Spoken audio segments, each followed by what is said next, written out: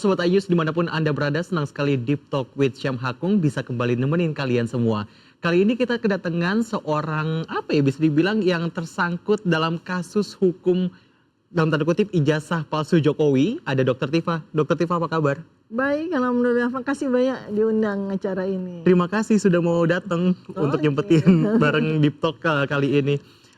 Dr. Tifa, saya mau langsung aja nih. Jadi kemarin kan peristiwanya ditangkap. Itu tuh udah ada surat pemberitahuan dulu atau belum sih? Gak sama sekali. Benar-benar itu yang pada beberapa waktu yang lalu humasnya Polda kan bilang kita akan surprise, benar-benar surprise. Itu nggak ada omongan sama sekali? Sama sekali. Padahal waktu itu di hari Jumat 19 Juni 2026, tanggal yang tak terlupakan itu ya. Itu adalah tanggal yang buat saya istimewa karena saya mau ujian disertasi kan. Di jam 8 pagi gitu. Dan saya dapat surprise itu. Dapat surprise ketika saya mau masuk ke mobil ya, ke basement parkiran gitu. Sudah ditongkrongin 2 mobil yang isinya penuh dengan reserse. Iya, dan waktu saya buka pintu, saya langsung lihat mobil besar itu dengan lampu yang menyala dan mesin yang menyala, saya langsung ini dia nih hari yang ditunggu-tunggu. Karena dalam setahun itu kan kita juga, ya artinya saya sendiri menganalisis dan juga melakukan simulasi-simulasi kan. Simulasi berhenti, kasus ini, simulasi ditarik laporan, simulasi sampai simulasi ditangkap gitu. Sudah melakukan itu. Analisis, sintesis, kita ngitung probabilitas karena saya kan orang matematika kan, seorang epidemiolog itu kan seorang matematika. Jadi apa-apa kan saya hitung pakai angka, termasuk simulasi penangkapan. Beneran. Tapi tadi kan menarik, ada 2 mobil berarti yang menjemput ya Bu ya? 4 mobil tadi, 4 mobil yang menjemput. Jadi yang 2 di bawah mepetin mobil saya, yang 2 lagi di atas, di lobi dan ya nunggu mereka. Jadi mereka juga simulasi kan, kira-kira Dr. Tifa lewat mana nih? Perginya lewat mana, lewat basement atau lewat lobby gitu kan. Jadi mereka udah siap. Bayangin aja untuk menangkap seorang perempuan yang seperti ini itu harus dengan 30 orang coba. Jadi total operasi penangkapan saya sama Mas Roy Suryo itu 88 petugas. 88 petugas. Aparat kepolisian. Iya. Sebanyak itu ngapain aja? Makanya jadi memang kita ini jadi serasa punya pengalaman seperti gembong narkoba, teroris besar gitu kan yang harus diperlakukan dengan seperti itu gitu. Mas Roy malah lebih dramatis lagi kan. Karena mereka nyerbu rumah gitu kan, nyerbu rumah sampai nyerbu kamar, udah ibarat kata mau nangkepin gembong narkoba kelas kakap gitu kan. Saya pun juga begitu, cuma karena memang situasinya tidak mungkin kan, sehingga ya mereka hanya dramanya hanya sampai di situ aja gitu. Kayak film. Kayak film gangster. Karena langsung diserbu kayak gitu ya. Dan saya gangsternya yang mau ujian gitu. Kemarin katanya mau ujian disertasi juga. Dan itu kan sebenarnya ya boleh dibilang mereka tuh melampaui satu institusi yang kita hormati ya, institusi akademis, di mana seorang mahasiswanya, promovendanya mau ujian disertasi tapi diganggu dengan seperti ini gitu kan. Tapi untunglah alhamdulillah mereka masih kasih kesempatan saya untuk melaksanakan ujian. Tapi ujian masih dikasih kesempatan? Masih, saya minta syarat. Nggak apa-apa, saya ikut ke Polda, tapi saya harus ujian. Karena saya ujian jam 8. Akhirnya kan ujian by Zoom memang ya. Terus dikasih ruangan khusus gitu kan. Ujian pertama kali seorang calon dokter di Indonesia dilakukan di Polda. Itu berarti disiapkan ruangan khusus? Iya, saya minta dan mereka penuhi ya.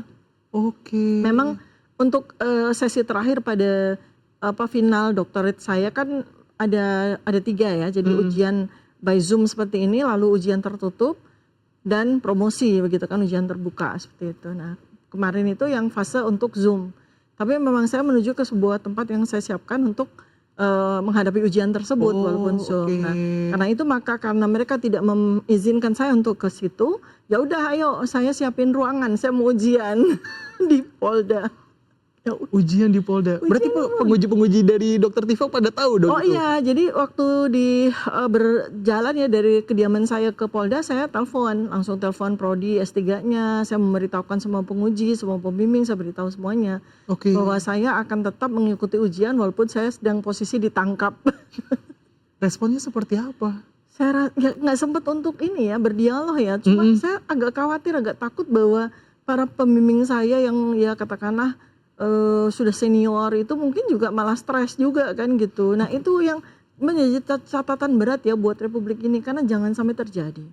Karena itu ada sebuah sebuah institusi ya, sebuah fakultas yang sedang dibentuk, yaitu ujian seorang dokter. Di mana dokter ini adalah aset bagi bangsa dan negara ini, gak boleh diganggu seharusnya gitu loh. Dan kalaupun misalnya katakanlah mau interrupt, Polda itu harusnya minta izin ke Universitas Indonesia dong. Oke. Mau mengganggu mahasiswanya boleh apa tidak. Lagi pula juga penangkapan itu kan gak ada urgensinya sama sekali. Saya bukan teroris, saya tidak melarikan diri, saya selama ini selalu patuh, datang setiap kali pemeriksaan, wajib lapor juga berpuluhan kali saya ikuti dengan sangat tertib. Saya tidak menghilangkan barang bukti, saya orang baik-baik, saya orang yang taat hukum, ngapain saya mesti ditangkap dengan cara seperti itu. Jadi gak ada urgensinya sebetulnya. Dan mereka juga menyalahi undang-undang. Karena apa? Ada dua skenario ya. Pertama adalah seharusnya kalau memang pelimpahan tahap 2 P21 itu kami diberikan surat, saya dengan lawyer saya diberikan surat, isinya pemanggilan bahwa ada pelimpahan tersangka dan barang bukti, ya udah kami datang dengan bermartabat gitu loh, dan polisi pun juga bermartabat gitu. Lalu kita sama-sama ke Polda, kan seperti itu beres kan urusannya. Tidak dengan cara seperti ini. Kecuali saya ini memang udah terindikasi melarikan diri ke tas dan segala macam, bolehlah mereka melakukan itu. Itu pun juga terjadwal, ada suratnya. Selama ini juga kita surat sampai saya apal kok dapat amplop coklat gitu. Jadi kenapa ini tiba-tiba tidak ada amplop coklat ya? Oh itu tiba-tiba langsung suratnya nggak diamplopin, ini surat penangkapan. Memang saya teroris apa gimana nih Polda nih bener-bener. Terus ya, itu catatan besar. Setelah tadi kan ada proses penangkapan katakanlah di basement seperti itu Bu. Apakah langsung oh ya udah saya mau dengan syarat yang tadi harus nyiapin ruangan untuk disertasi, atau sempat menghubungi kuasa hukum dulu Ibu? Oh iya dong, tetap prosedur hukum itu harus kita taati bersama. Maka saya juga minta harus ada prosedur hukum yang kita taati, yaitu apa? Saya didampingi pengacara. Pengacara harus datang ke sini dan kita sama-sama kalau memang harus ke Polda. Saya bilang, oh mereka nggak izinkan. Udah nggak apa-apa, nanti ketemu aja di kantor. Ya itu kan sudah penzoliman ya, mereka sudah menyalahi undang-undang kan. Harusnya kan saya didampingi oleh pengacara saya, tapi mereka tidak memberi saya izin. Ya sudah, akhirnya ini kenapa juga saya mesti diperlakukan seperti ini. Mereka nggak punya jawaban, au aja gitu. Pokoknya akhirnya ujung-ujungnya perintah atasan kan seperti itu. Kan ujungnya begitu. Padahal kan harusnya mereka punya argumentasi dong. Oh ya dokter melakukan perlawanan. Kemarin kan ketahuan gebuk polisi misalnya begitu kan. Ya sehingga kami harus tangkap. Orang saya sangat patuh, record saya wajib lapor seminggu sekali aja mereka punya gitu loh. Berarti yang dibilang ada kabar-kabar yang beredar katanya enggak telat lapor kayak gitu itu telat lapor itu kan sesuatu yang biasa, dan itu sudah dari sejak awal menjadi agreement kita. Ya memang kita punya jadwal setiap Kamis, tapi Pak penyidik kalau misalnya hari Kamis itu tidak bisa gimana, ya udah telepon aja pemberitahuan kapan bisa. Gitu. Jadi memang sudah apalagi 3 bulan terakhir ya, ketika saya harus menyelesaikan disertasi saya kan, sungguh tidak mungkin saya meninggalkan kesibukan saya itu di hari Senin sampai Jumat, sehingga sering kali bahkan paling sering itu saya Sabtu, kadang Minggu, kadang hari libur besar dan sebagainya, dan itu oke aja buat mereka. Padahal di tanggal 19 Juni itu saya udah merencanakan abis saya ujian sekira 3 jam gitu, saya langsung ke Polda buat wajib lapor. Udah saya rancang begitu, dan udah juga saya informasikan ke pengacara saya untuk memberitahukan ke penyidik ya bahwa saya akan wajib lapor di hari Jumat itu. Keburu ditangkap. Apa kejanggalan yang paling dirasakan seperti itu? Ya janggal at all lah gitu ya. Janggal semuanya, mulai dari detik ke 0 sampai terakhir. Semua drama ini berakhir dengan kejaksaan memberikan keputusan tidak menahan kami berdua selama proses persidangan gitu. Wah itu kan kejanggalan semua gitu. Dan ini menjadi catatan besar ya, karena kan polisi kan sudah disepakati kepolisian kan harus reformasi ya. Jadi saya sebagai pelaku sekaligus sebagai korban, sebagai penyaksi itu betul-betul udah dapat banyak sekali catatan agar kepolisian tuh betul-betul harus direformasi dalam segala aspek ya, termasuk ketika saya kemudian sampai harus mengalami kekambuhan GERD yang parah sehingga saya mesti dirawat karena saya tidak makan dan tidak diberi kesempatan untuk makan selama sehari penuh padahal saya ujian. Nah itu yang bikin kemudian saya opnam kan, saya rawat inap ya. Padahal ceritanya kan mereka meminta kami berdua menjadwalkan kami untuk cek kesehatan di rumah sakit Polri kan, Kramat Jati di malam hari gitu.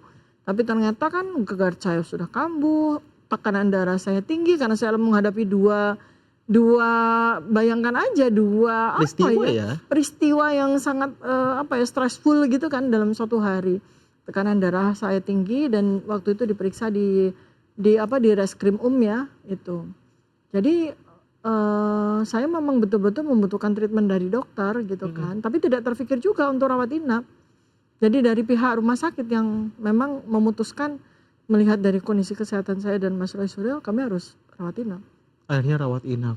Akhirnya rawat kondisinya inap. Seperti itu. Iya dan ternyata cukup parah gitu ya. Tapi alhamdulillah mereka sangat profesional. Saya ditangani oleh 5 dokter spesialis ya, sembuh dengan cepat. Jadi itu omongan-omongan termul, wah sakit pakai kursi roda, kemudian selesainya seger buger lah. Kalau nggak seger buger berarti dokter rumah sakit Polri kalian anggap abal-abal. Mereka dokter spesialis, bahkan beberapa diantaranya konsultan gitu loh. Menyembuhkan orang 3 malam di rumah sakit ya harus dong, kewajiban profesionalitas mereka. Masa saya masuk kursi roda, keluar kursi roda, berarti apa kerja dokter ya. Terima kasih banyak kepada para dokter yang merawat saya di rumah sakit Polri Kramat Jati. Anda sangat profesional. Kalau ada masih banyak komentar-komentar katakanlah di sosial media pada saat itu kan keluar masih dengan ekspresi tersenyum, sumringah, mungkin juga bahagia karena akhirnya tidak jadi ditahan seperti itu Dokter Tifa. Apa komentarnya? Karena orang-orang kayak dalam tanda kutip mungkin termul atau yang segala macam kayak ini kok seger buger, tadi mungkin udah sempat disinggung, ini masih sumringah. Ya itulah bedanya antara Polda sama rumah sakit Polri Kramat Jati gitu.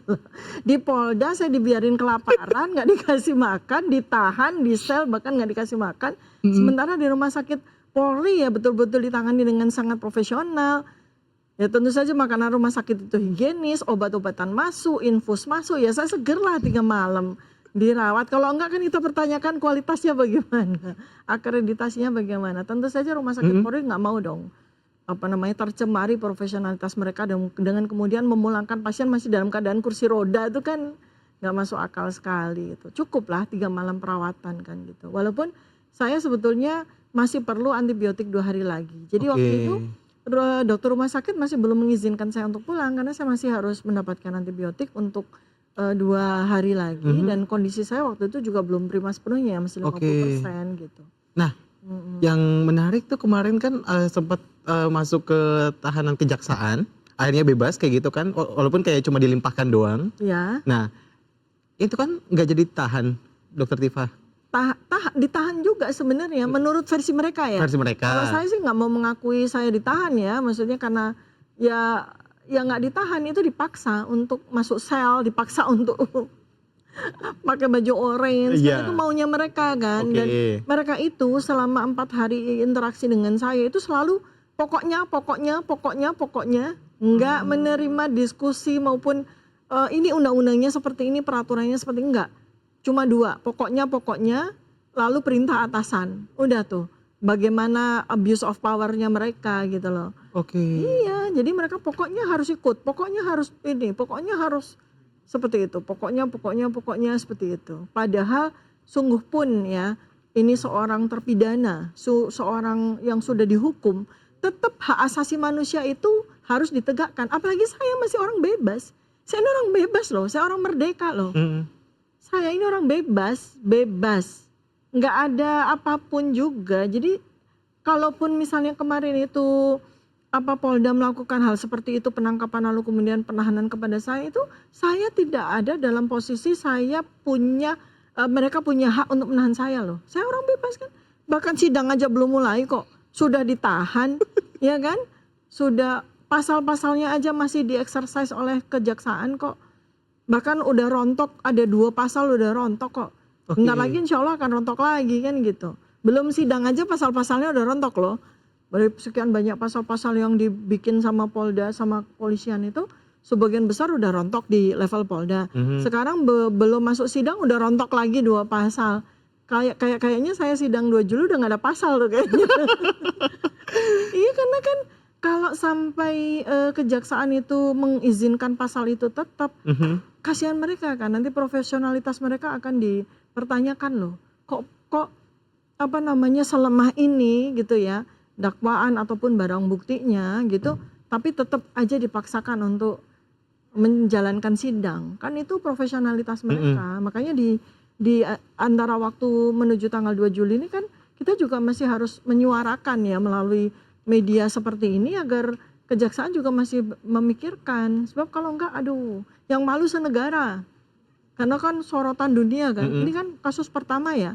Kasus pertama ada kasus warga negara itu dipidana oleh seorang mantan presiden karena indikasi adanya penggunaan dokumen palsu oleh si mantan presiden itu kan. Pertama kali dalam sejarah dunia loh. Rakyatnya dilaporkan oleh mantan presiden dan tidak ada tuduhan sama sekali loh. Coba ingat baik-baik. Saya itu pernah menuduh apa? Saya tidak pernah menuduh apa-apa kok. Saya kan membuat penelitian atas dasar spesimen yang saya dapatkan. Penelitiannya valid dengan menggunakan metodologi riset yang ketat. Hasilnya ternyata spesimen yang saya dapatkan itu ternyata menunjukkan adanya tidak otentik. Oke. Nah, kan tinggal beliau yang bersalah, ini loh yang otentik kan tinggal begitu. Yang saya uji, yang saya teliti itu kan bukan ijazahnya beliau, orang saya tidak pernah memegang ijazahnya beliau. Kok beliau menuduh saya melakukan fitnah dan pencemaran nama baik?